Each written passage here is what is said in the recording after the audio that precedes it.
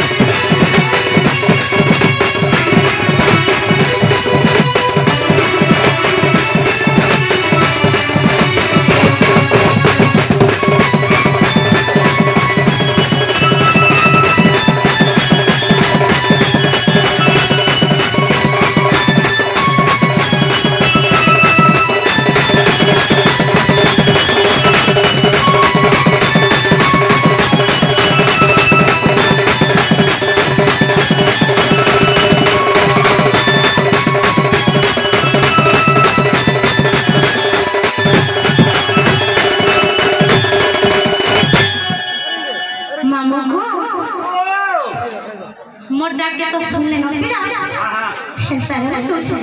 जीवाना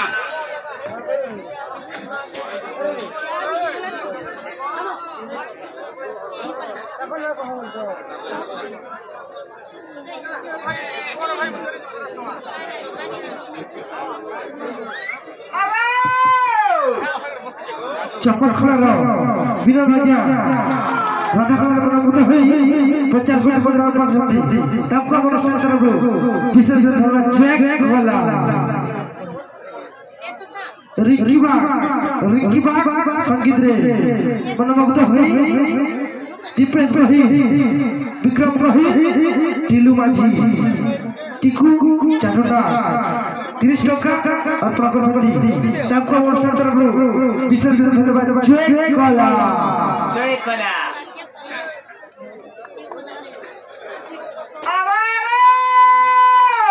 से चलामी है सुना को जरा खाए आसा तो का बोलते हो कालसा भगवान नहीं बोल हानि नहीं खाग लगा का कहूं ना का कहूं